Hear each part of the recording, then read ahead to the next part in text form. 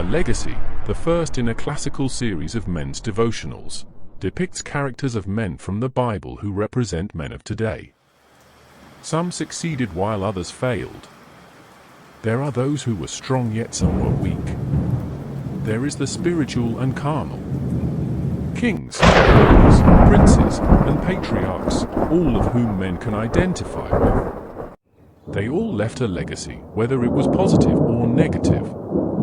What is your legacy?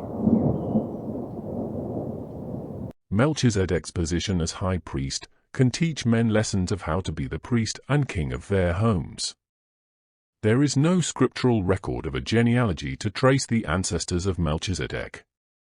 His title of king and priest of the Most High God is indicative of his belief and loyalty to God.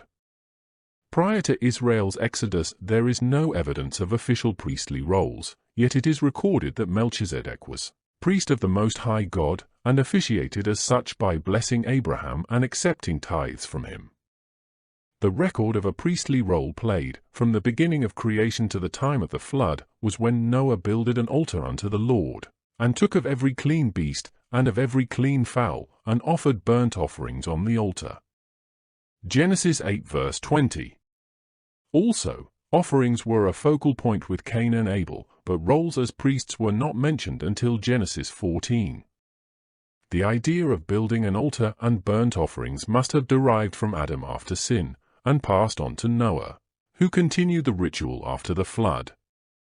To be a king is prestigious, but to be a king and a priest is honorable.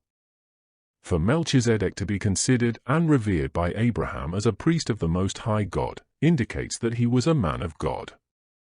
He was living at the time that Sodom and Gomorrah had reached the height of immorality, but he maintained his spiritual integrity. Most men would have found it difficult to retain their spiritual identity under the same circumstances Melchizedek was surrounded by. They would be embarrassed to admit their loyalty to God, or would easily be influenced by ungodly lifestyles.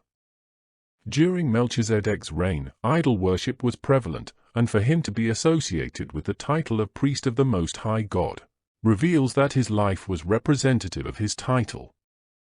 He did not allow his royal rank to indulge in corruption, which was commonly accepted at the time of his reign. He must have been peculiar, since the then-known world was rebelling against God. God could not find 10 righteous men in all of Sodom and Gomorrah at that time, but Melchizedek's city of Salem was spared from destruction. God did not appoint Melchizedek to be a priest, it was a role he assumed. Acting on the need for spiritual preservation, Melchizedek continued in the role of spiritual representation without being intimidated regarding his relationship to the Most High God during one of the most evil periods known to man in Earth's history. You too can assume the role of priest of the Most High God in your home. It is not an appointed position, it becomes automatic when you avail yourself to be used by God. You can be known in your community, on the job, as a man of the Most High God. Because thou hast made the Lord, which is my refuge, even the Most High, thy habitation, there shall no evil befall thee, neither shall any plague come nigh thy dwelling. Psalm 91 verses 9 and 10.